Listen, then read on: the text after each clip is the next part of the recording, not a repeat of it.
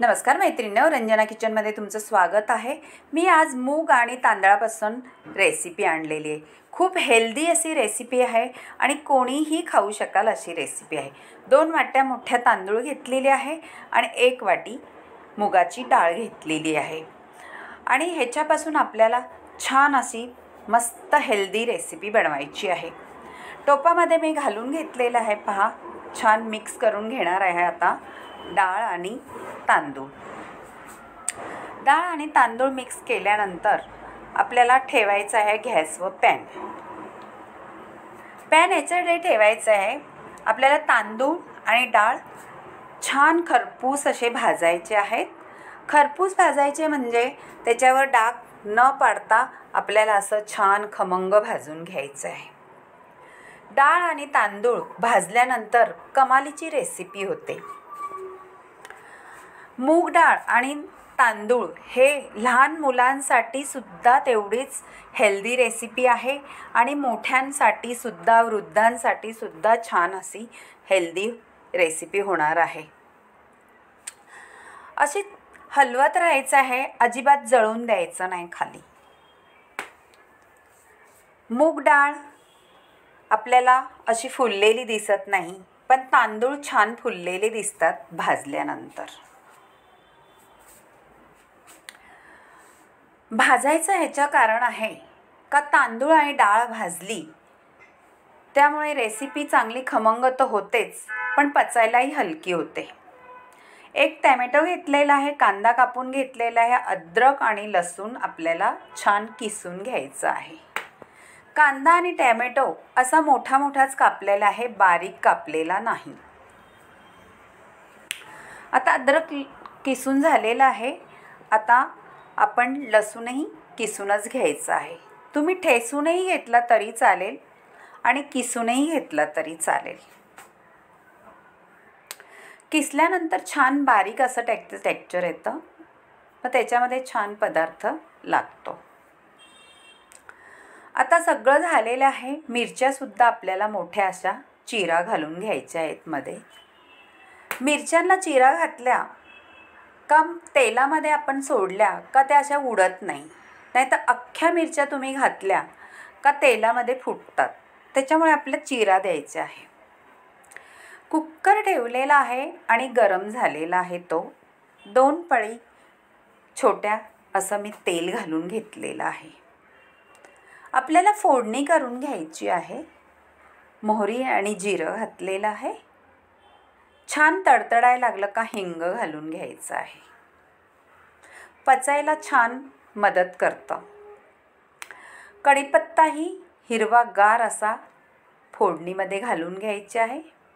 मिरच्या घातलेल्या आहेत, लसूण किसलेला घालून घेऊ, अद्रकही घालून घेऊ। असं सगळं घातल्यानंतर छान परतून घ्यायचं आहे आपल्याला। तुम्ही ही रेसिपी कधीही खाऊ शकता अशी रेसिपी आहे। तुम्हाला जेवण बनवायला कंटाळा आला असेल तरीसुद्धा ही रेसिपी तुम्ही करून खाल्ली तर अतिउत्तम पदार्थ बनतो। कांदा छान लाल होईस्तोपर्यंत परतून घ्यायचा आहे आणि कांद्याला थोडा वेळ लागतो। आता टोमॅटोही घालून घ्यायचा आहे, तो सुद्धा परतून घ्यायचा आहे। थोडा वेळ स्लो गॅसवरती ठेवायचा आहे, म्हणजे दोन्हीही छान असे खमंग परतून होतील। कांदा आणि टोमॅटो परतल्यानंतर त्याचा स्वाद काय औरच लागतो ह्या रेसिपीमध्ये। आता तेल सुटलेलं आहे, पहा कांद्या आणि टोमॅटोला।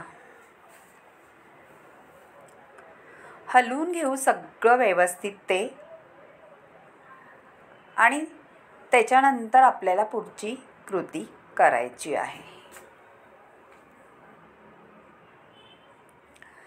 कारण आपल्या ह्या रेसिपीमध्ये मूग डाळ तेवढीच हेल्दी आहे आणि तांदूळही सगळ्यांसाठी, मुलांसाठी किंवा मोठ्यांसाठी सुद्धा हेल्दी असा पदार्थ आहे।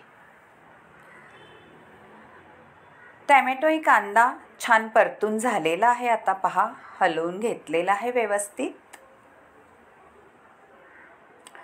आता त्याच्यामध्ये हळद घालून घेऊ, तीसुद्धा हलवून घ्यायची आपल्याला, त्याचा कलर छान येतो त्याच्यामध्ये.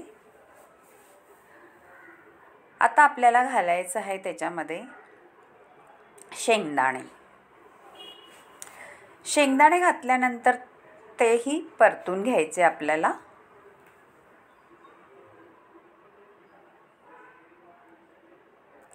तुम्हाला शेंगदाणे नसेल घालायचे तरीसुद्धा, नाही घातले तरी तेवढीच छान होते रेसिपी.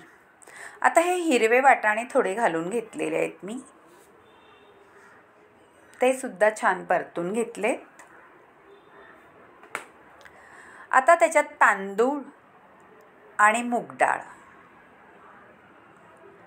ही घालून घ्यायची आपल्याला आणि ती धुवून घेतले, भाजलेली आहे पण आता मी पटकन पाणी घालून छान धुवून घेतले.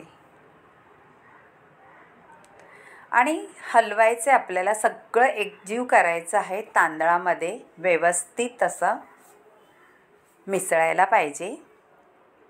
आणि अजूनही आपल्याला काही मसाले घालायचे आहेत पहा, ते आपण नंतर घालायचे आहेत. आधी आपल्याला एवढं सगळं मिक्स करून त्याच्यात पाणी घालायचं आहे. पाणी जास्त घालायचं नाही, आपल्याला शिजवेल भात तेवढंच पाणी घालायचं आहे. तुम्ही ही रेसिपी नक्की करून पहा. तुम्हाला आवडली तर नक्की रंजना किचनला लाईक करा, शेअर करा. मीठ घातलेलं आहे थोडं चवीनुसार. आणि कमेंट करायला मैत्रिणींनो विसरू नका. आपण जेवढी रेसिपी हेल्दी करतो तेवढी आपल्या शरीरासाठी खूप छान उपयोगी पडते. आता झाकण लावून घेतलेले आपल्याला 2 शिट्ट्या करून घ्यायच्या आहे. मग आपला भात छान रेडी होणार आहे. आता मी तडका पॅनमध्ये लसूण आणि अद्रकचा कीस घालून घेतलेले आहे आणि 2 मोठ्या बेडग्या मिरच्या आहे, ते सुद्धा आपल्याला तेलामध्ये गरम करून घेतलेले आहे. आता मी त्याच्यामध्ये बडीशेप घातलेली आहे, हळद आणि काश्मीरी लाल पावडर घातलेली आहे, वरून छान कोथिंबीर सोडलेली आहे. आपल्याला त्याचा तडका द्यायचा आहे. आपली खिचडी किंवा भात तयार झालेला आहे. पहा, तुम्हाला असा आवडला तर करून आणि नक्की मला कळवा तुम्हाला हा खिचडी भात किंवा वाटाणा भात कसा वाटला. अप्रतिम तडकेवाला. आता कोथिंबीर घालून घ्यायची आहे आणि छान मिक्स करून तूप घालून आपल्याला ताव मारायचा आहे. नक्की करून पहा आणि रंजना किचनला लाईक करा, शेअर करा, कमेंट करायला विसरू नका मैत्रिणींनो. आपली रेसिपी खमंग, रुचकर आणि तेवढीच टेस्टी झालेली आहे. पाहू शकता तुम्ही, त्याचा कलरही किती सुंदर आलेला आहे. अशी सगळी मिक्स करायची आणि वाढून घ्यायचं आणि तुपाची धार घालून अप्रतिम लागतं अशी ही खिचडी आपली तयार झालेली आहे. लहान मुलांपासून तर वृद्धांपर्यंत नक्कीच आवडेल अशी आपली तडका खिचडी तयार झालेली आहे.